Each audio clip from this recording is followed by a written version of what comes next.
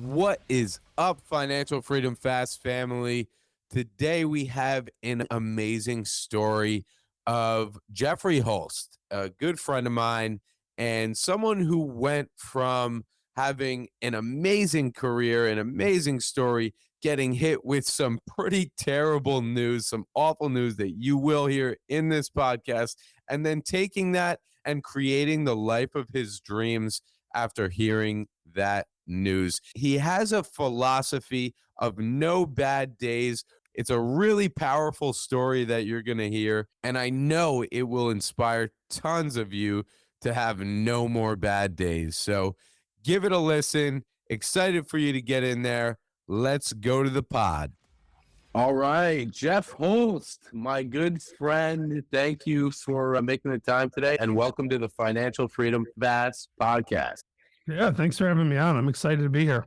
It's weird today. Last time we talked, you were sitting in Puerto Rico with some pretty amazing views, and location doesn't matter. I guess it's all about the content that we have, right?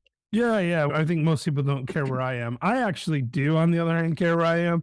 I would rather be in Puerto Rico right now. And I spend half the year there, or very close to it, a little bit less. But yeah, I spend a fair amount of time there, and it's a beautiful island. And that's actually one of the ways that we were connected. Was I was out in Puerto Rico, and we had someone that knew both of us, saw I was out there, and connected you and I together. So that's one way that traveling can connect you with some pretty awesome. Yeah, and that's the funny part about me posting about being in Puerto Rico all the time is people assume I'm there all the time because I only ever social media post about where I am when I'm there, because going, hey guys, I'm in Chattanooga, it's just not very exciting. So people just assume I'm always there. So I'm constantly getting people reach out to me and be like, hey, you should hang out with this person or that person. Or they ask me, do you know Peter Schiff? And I'm like, no, actually I don't. It turns out Puerto Rico has 3 million residents and we haven't run into each other. And people are reaching out asking you, they could connect in Puerto Rico. You're in Chattanooga. It just makes you feel bad at that time. I know, but a lot of times I'll just be, if people give me a couple days notice, I'll just fly out there, because I know that sounds crazy. I won't even tell them I did it. I'll just be like, yeah, I'd like to meet that person. I'll fly out there and make sure I'm there when they're there. And that is what the life of freedom that you have built for yourself allows you to do, is to go do these things whenever you want. Do whatever you want, as long as it's within your financial constraints and with the portfolio and the businesses that you've built for yourself. The sky's the limit there. I do have a lot of flexibility for sure. Right. And it's been really great too. Like that, it sounds crazy when you're like, oh, I'll just fly out to Puerto Rico. But there's a best-selling author and economist, Harry Dent Jr. You probably heard of him. Harry lives in Puerto Rico. And one day I was talking to him at a conference in Dallas, and he was like, hey, this is a really great conversation. I would love to continue it, but I'm late for lunch with Robert Kiyosaki. He actually said those words to me, right? And I was like, oh, no problem. We'll just pick this up in Puerto Rico next weekend. This is before I was even going to Puerto Rico regularly. It's like 2019. And he's like, oh, you're going to be in Puerto Rico this weekend? And I'm like, yeah, absolutely. And he's cool. Here's my cell phone number. And I literally just got on a plane and flew to Puerto Rico and got a hotel in downtown San Juan. And I was like, hey, man, I texted him. I'm like, yeah, I'm in Puerto Rico. He's like, oh, cool. Where are you staying? I told him. And it was literally like 2 blocks from his condo. And he was like, oh, I'll just walk over to the hotel bar. And we spent 3 or 4 hours just chatting at the bar. And then ever since then, we've been friends. Right. Friends with a best-selling. This, I read his books when I was in high school, and I was like, man, this guy's so smart. Now, turns out he hasn't been exactly spot on. He's predicted a recession every 5 seconds for the last 25 years. And he's been right some of the time. And sounds like he might be right again soon. But I do really like the guy, and he's super genuine. And if you ever see him on a video or whatever, that's how he is in real life. And I was able to interview him on both of my shows. I've had dinner with him several times since then. And if I call him, he answers. And that's all because I was willing to jump on a plane and fly to Puerto Rico. In Puerto Rico, specifically, because of some of the great advantages, tax advantages that they have over there, there are some pretty high-powered, influential entrepreneurs over there. And so just being over there, being on an island, you don't have a ton to do. So people are open to meet with you. Oh, yeah.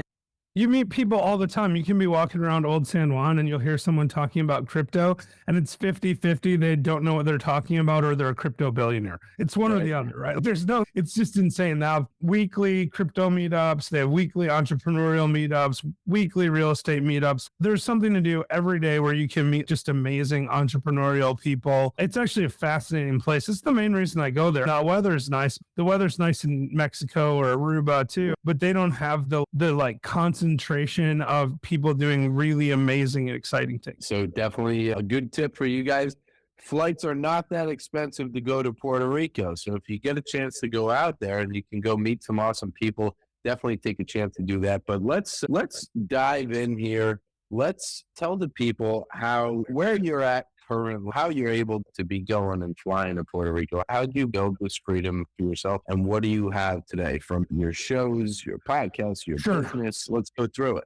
Yeah, so most of the stuff I do now is passion stuff, right? It doesn't make a lot of money. It's like I wrote a book and it's coming out in April and I'm excited about that. And I've got the 2 podcasts I do. But where I make my money is in real estate investing. That's the primary area where I make money. I'm a bankruptcy attorney by trade, but I haven't practiced law since 2010. I started buying real estate in 2010. I took a corporate job the same year. And I literally just took all my bonuses and put it into real estate for about 7 years. And then I quit working. And that's when I really started growing my real estate business, when I had the time freedom to go find bigger and better deals, made that transition from single family to multifamily at that time. I bought a 12 unit within a month after quitting working, a 19 unit like a month after that, a 32 unit a couple months after that. And we've just kept doing that. And I target that like 10 to 50 unit building range. So we buy a couple, 3, 4 of those a year. And once in a while we sell one, but most of the time we renovate them, get the cash flow up, refinance them, pull the money out and repeat. It's like doing the BRRRR strategy, but with a value add multifamily. And why do you target specifically the 10 to 50 units? Any specific reason behind that? Yeah, actually, I actually just made an Instagram reel about this, but I'll see if I can remember my 3 reasons I put in there. But the most important one is there's just way less competition. When you get above about $1 million purchase price, you scare away most of your investors. And below 5 million, you scare away all the institutional investors, all the big syndicators. They're looking for that 100 unit plus 5, 6, 7, $10 million building because for their model to work, they need to do a bigger dollar amount. So there's just a soft spot in the market between $1 to $5 million purchase price.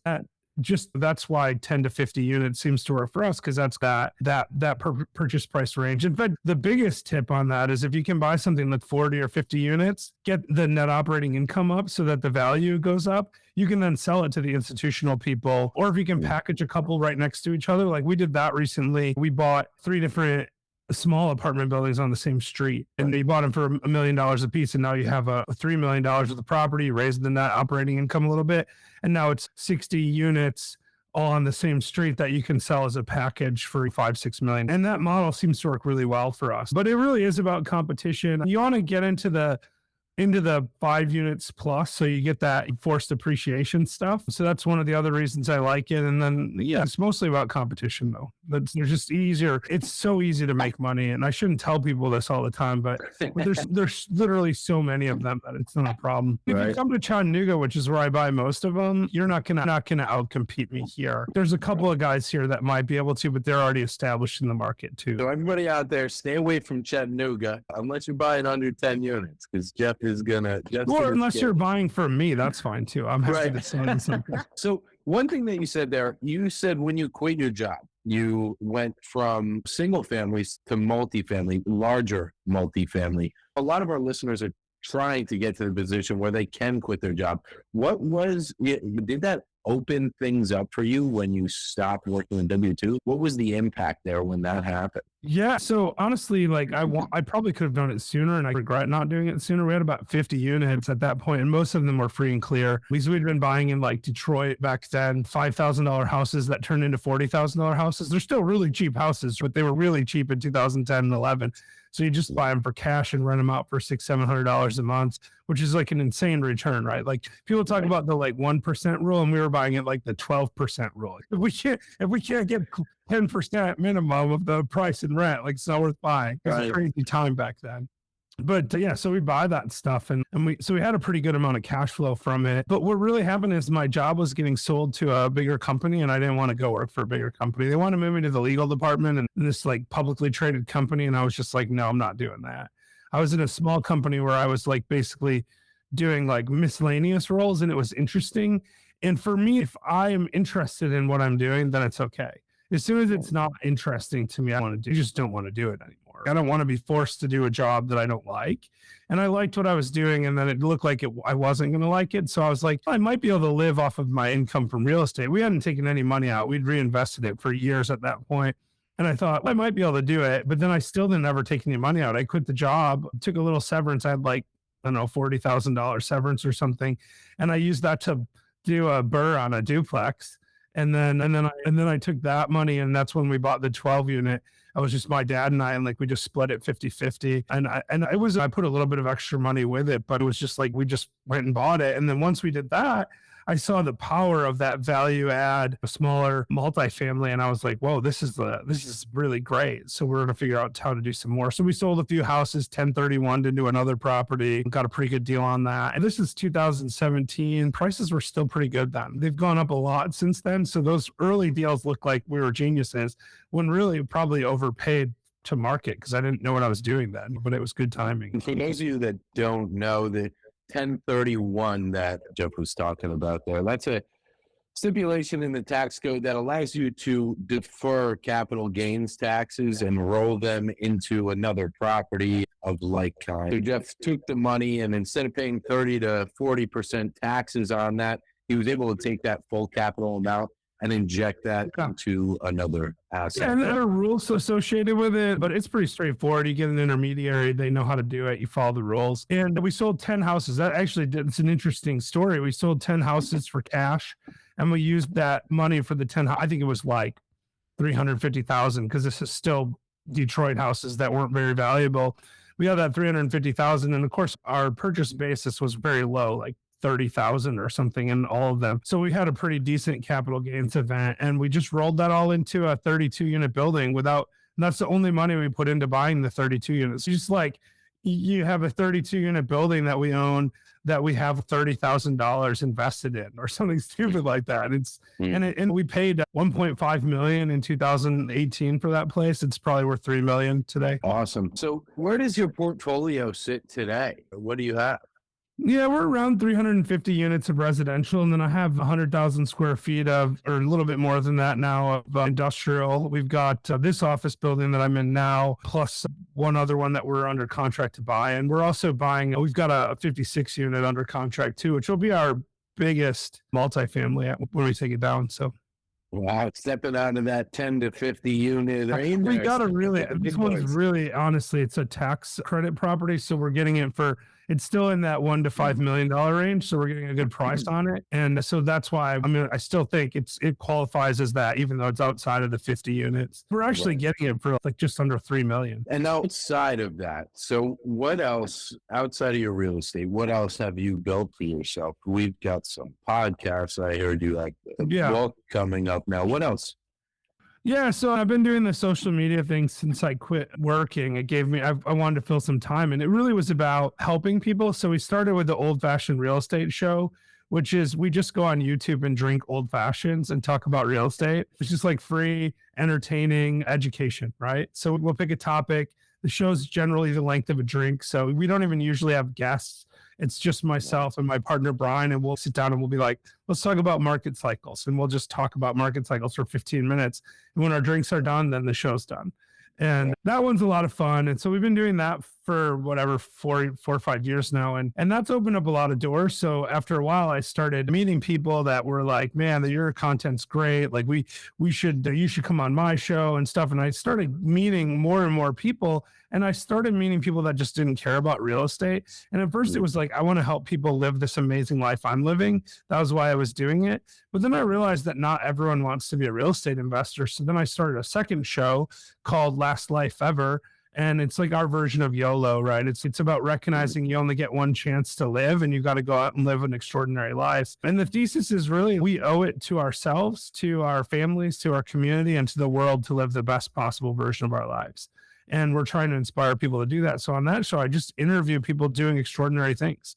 Olympic gold medalists, Broadway musicians, whatever. If I could get an astronaut on, I would. I probably need to track one down. I just like anyone doing cool stuff. That's who I want. So we had some really amazing guests, and sometimes they're not even famous, right? It could be someone who started a charity, because we interviewed a guy whose son died in Afghanistan. And he started a charity for veterans. I interviewed a guy whose son drowned in a pool, and he started a swimming education for young children. And instead of trying to ban public swimming pools or something, he was like, no, I'm going to teach kids to swim so that this doesn't happen to any other parents. And that stuff is just so inspiring to me. I mean, I've had other guests that are just equally amazing in different ways. Like I had a 2-time Olympic gold medalist, Heather Moyes, who won 2 bobsledding gold medals, but she doesn't even consider them in her like top 5 like things that she's done in life. Like she climbed, like raised money for charity by climbing to the highest point in Antarctica. Like just crazy stuff like that. And she won, like she played for the Canadian rugby team in the World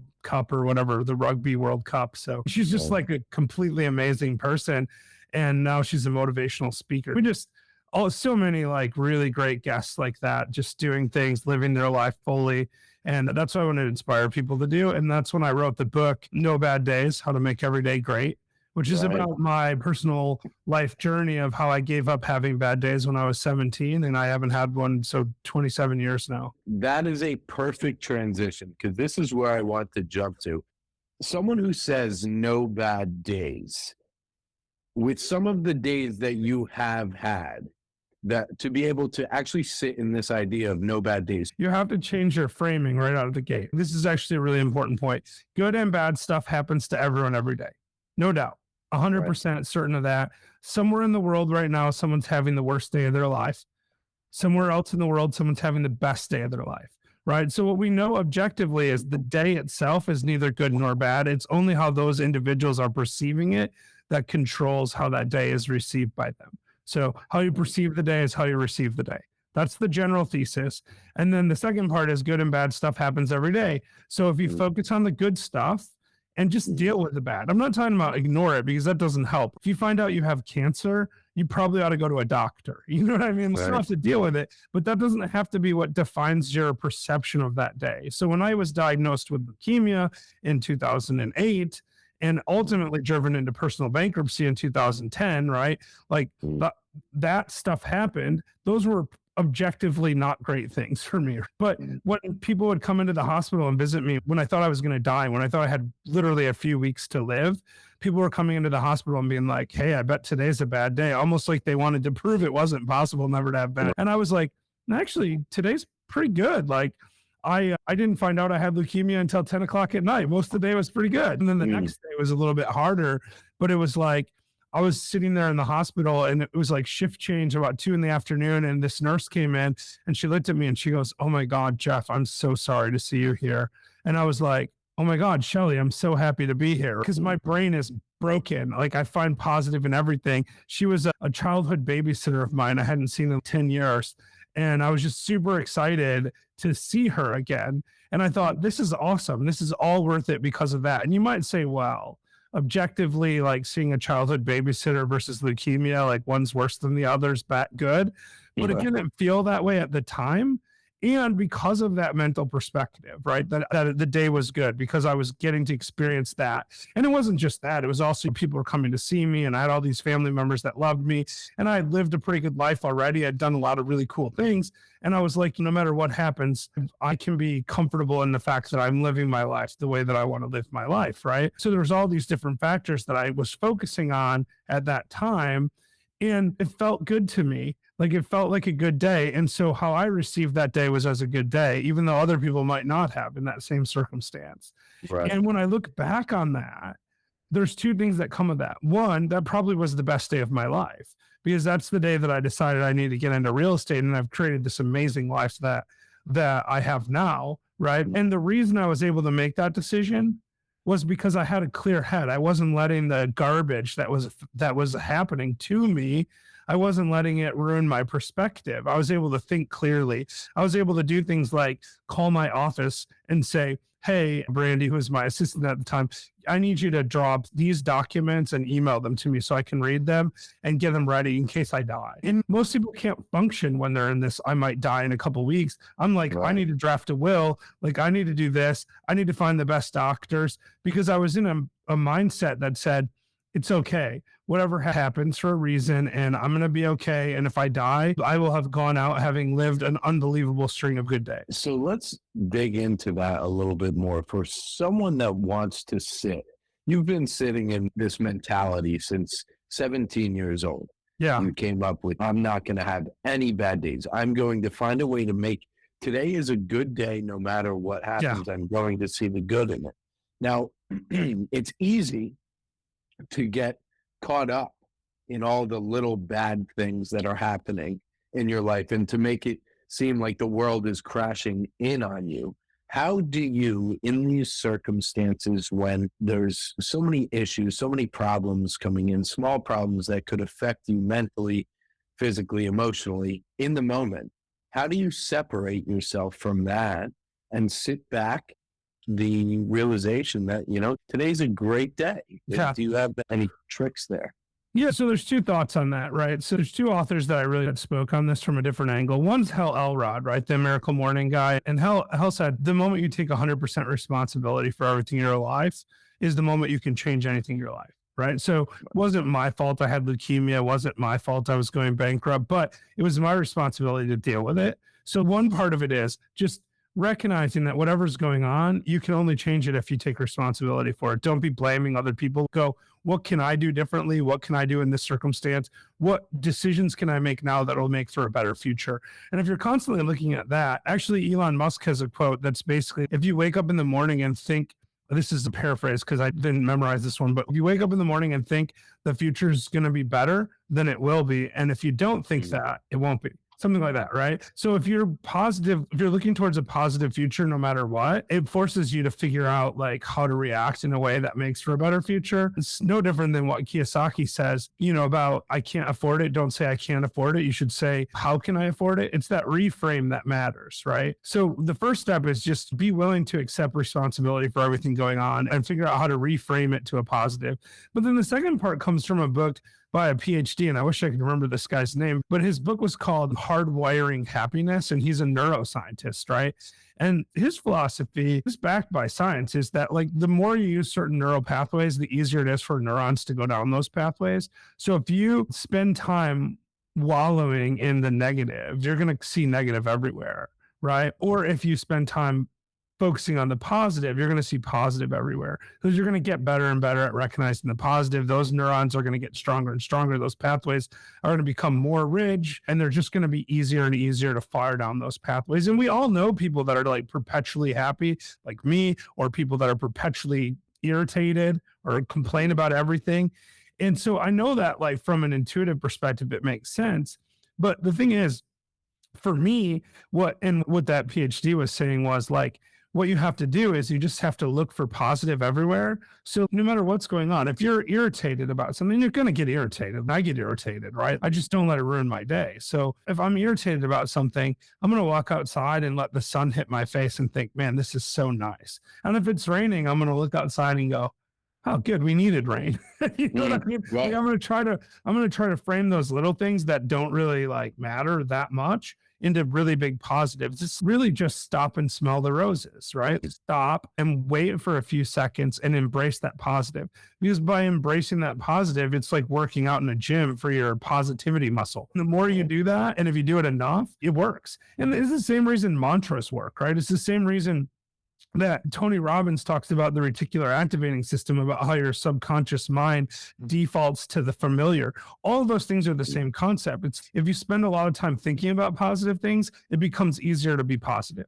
So for me, when I was 17, I said, today's a good day out loud 10 times while I was looking in the bathroom mirror, even though I was having a bad day. And I said, I don't care how long it takes. I'm just going to keep saying this every time I see a mirror, every time I get in my car, every time I'm alone. I'm just going to say today's a good day 10 times out loud. And I just kept doing that. And I did it for months. I don't know exactly what my first good day was on this streak, but sometime in that couple of months that I was saying today's a good day out loud every day, I walked into a 7-Eleven. The guy behind the counter says to me, how you doing today? And I go, I never have bad days. And I went, holy shit. I never have bad days. Hope you don't have to bleep that out. But when I literally said that, I was just like, oh my God, I don't have bad days. And I was like, I can't believe this. And I'd realized I hadn't had a bad day in a couple of months, and I haven't had one since. And so you used affirmations there.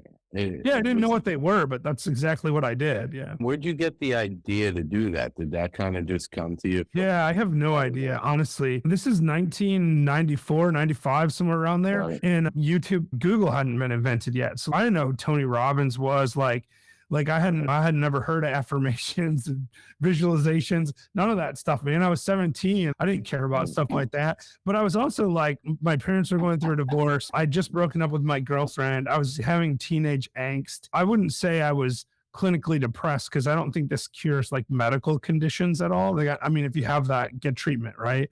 But for me, I was feeling sad, and I was pondering suicide. And I thought, that's really stupid. You're 17 and live in America. Like, how bad can your life be? Especially in suburban middle-class America in West Michigan, right? Where I grew up. It's not a bad place to grow up. Like, I had a lot of unfair advantages associated with my upbringing.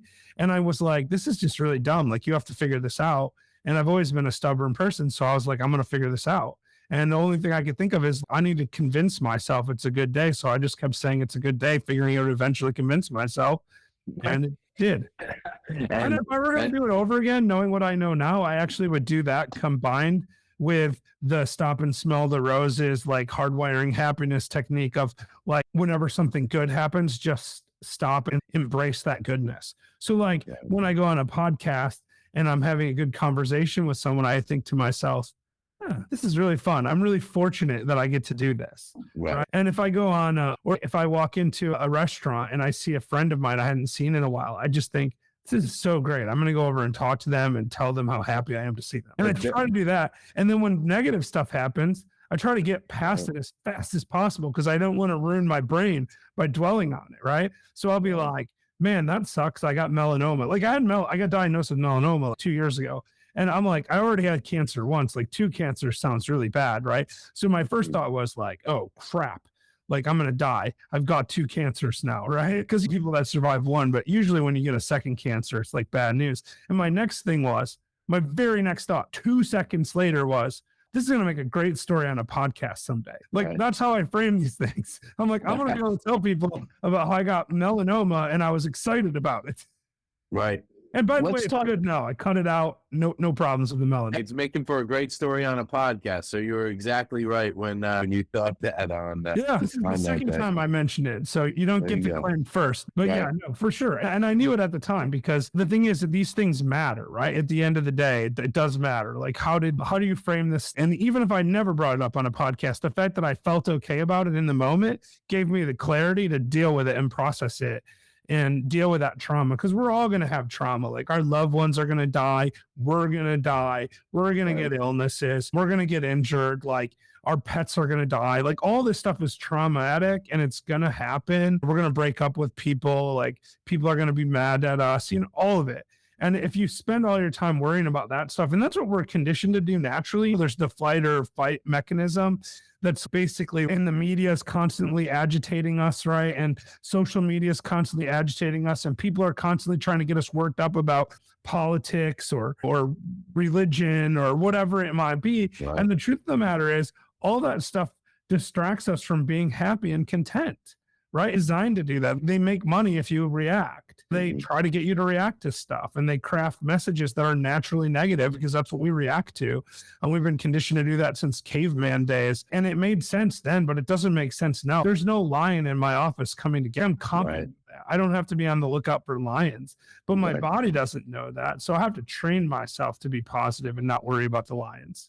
Right. So if our listeners want to train themselves to be positive and have no bad days, what are the steps? What if you had 1, 2, 3 main things you should do with all this practice? I should be better at this question, right? Like I should have a prepared answer for that, because people ask me all the time. But like off the top of my head, what I would do is first make the choice, because it really is a choice. Recognize that perception is the only thing that matters. And it doesn't even matter if you're deluding yourself. If you believe that you're having a good day, then you are having a good day. Like no one else's opinion of your day matters. You have your arm cut off and you're like, man, that's awesome. Now I get a prosthetic. It doesn't matter. Whatever it is. If you can do that's good. And then the second thing that happens, the second thing I would do. So first make the choice. The second thing would be, I think, probably just start doing the mantra, right? Like start saying today's a good day, or I never have bad days, or my life is freaking awesome. It doesn't matter, whatever resonates with you. Find some positive mantra and really embrace that. The third thing would be to identify, to fully adopt it into your identity. That's what the goal of your mantra should be, to change your perspective of your life to be a person that doesn't have bad days. You said at the beginning, and that's why I stopped you, you said, this is beyond me. This is something I'm not good at, right? Mm-hmm. If you say things like, I'm just not a person that can give up bad days, then you're not a person that can give up bad days. You have to believe that you're not going to have bad days, or you will have bad days. Because when challenging things happen, and this is true in all things in life, like if you're like going out and speaking into existence that you're going to buy multifamily properties and you just believe it fully and you identify as a person who's going to buy multifamily properties, who owns multifamily properties, then when the opportunities come, you're more likely to see them. That's the first thing. And the second thing is when those opportunities become challenging, you're more likely to figure out how to get through those challenges. And so it's the same thing with the no bad days thing. You've got to, like, it's easier for me. I have this unfair advantage in this, right? And that is I identify as a guy who never has bad days. I haven't had bad days in a quarter century, right? I'm never going to have a bad day again. I know this for a fact. I believe it. I fully believe it. And as a result of that, I'm never going to have a bad day, right? Because I believe I won't have a bad day. And it's all about perception. Right. And so when really tough things happen, when I've had this year's been categorically tough for me. But like when that stuff has happened, I've just been like, I just got to figure this out. I don't have bad days. So how do I make this into a good thing? How do I get through this? How do I move forward without ruining the day? There's been a couple of days that were really hard. And I think I got another book in me called Some Days Are Harder Than Others or something like that. I'll write that one next. But for right now, because I identify as a person that doesn't do it. So step one, make the choice. Step two, do the mantra. Step three, get your identity right. And then the fourth thing would be just smell the roses, like walk on the beach, listen to the birds, whatever. Just find something positive every single day and spend 10, 15 minutes doing that. It all starts with making that decision there. And this is actually pretty great because we already started some of our final questions. So there's a bunch of actionable steps that Jeff just gave you to literally have no bad days for the rest of your life. So you can walk into a 7-Eleven and when they ask you how your day's going, you can say, I do not have any fucking bad days. Yeah, no fucking bad days. I like it. I'm glad you dropped that because I felt bad about the shit earlier. And I was like, now I can loosen up a little bit. No, I don't usually cuss on camera, but you can do it. I can do it. Actually, quick side note, our mutual friend, Matt Faircloth, he dropped the first F-bomb ever on my show, actually. Really? Yeah, really? On old-fashioned real estate. So if people want to go back and listen to Matt cuss, that's where you do it. Right. I had Matt on, I don't know, 2 weeks ago or so. And he was pretty cordial. He didn't drop that. Drinking. See, that's the thing about my show. It's a drinking show. So we were sitting around, this is like 2019, and we're sitting around drinking together. Like we filmed live in person. It was Justin, his partner, Justin, Matt, and my partner, Brian, and I. So the four of us just sitting at a table with like a couple cameras trained on us, drinking old fashions, just ripping. It was great. And I bet that loosens up the vibe a little bit. So it does, yeah. Hopping on to actually our last question of the day. So we actually hit one of our final questions on actionable steps for the listeners to take here. But number 2, what's one question that you wish I would have asked you, or one area you wish I would have touched upon, and how would you have expanded upon or answered that area? That's such a good question. Brilliant. I love it. Just narrowing it down to one. There's so much stuff, right? Okay, so I don't know how to phrase the question, but I know what the answer is. So I'm going to give you the answer to the question first, and then maybe that will clarify what the question is. I know what the question is. What's the most important decision that you can make in your life? That's a really broad question, but like the answer to me is you have to make the decision to live an extraordinary life. You have to recognize that the difference between living an ordinary life that everyone else lives, that most people live, and an extraordinary life is just doing something a little bit extra, right? It literally is. Plus a little bit, and you live an amazing life. And it's in the capacity of everyone to live an extraordinary life. And I really do believe that we owe it to the world to live the best possible version of our lives. I touched on that briefly when I was talking about Last Life Ever. Listen, there's only one of you. And if you don't do the things that you were put on earth to do, you're cheating the world of all that greatness that you could have done. Yeah. So make that decision. No, this decision. Yeah, no bad days, man. And then live an extraordinary life. And I think that's actually the next thing, right? Because one of them is we're going to say no to the negative.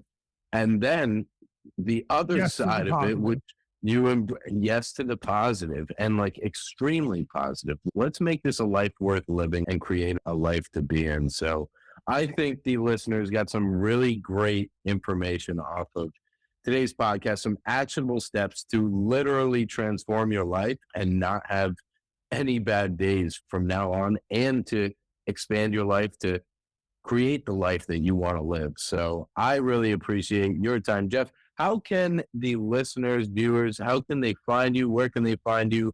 When should they look forward? I know your book is in April. Where can they find that? So what they should do is immediately go and pre-order it wherever they order books, because that helps me a lot. And then they'll make sure they get it, right? $15. It's on Barnes & Noble, Amazon, Target, Walmart, literally anywhere you can buy books, it's available for pre-order. So I'm really excited about that. But you can find me anywhere at Jeffrey Holst. So JEFFREY. So it's Jeffrey Holst, at Jeffrey Holst on Twitter, Instagram, TikTok, pretty much anywhere you can think of, I'm there. If I am not there, please don't steal my username, because it means I just haven't discovered that platform. Hey, that's great. And nobadjeff.com. That's my new website. Nobadjeff.com. That's fun, right? Nobadjeff.com. Maybe you could have a separate link that goes to it. Jolly Jeff. So Jolly Jeff. Yeah, we can do that too. Like, actually, it all just points to jeffreyholst.com, because I'm very consistent in my branding. It's always just my name. Cool. Again, Jeff, I appreciate having you on. I appreciate you sharing all the information that you have. Definitely going to have a positive impact on the listeners here. So I appreciate the time, and looking forward to hearing the feedback on this and seeing how many lives you change here. For sure. Thanks for having me on. Thank you.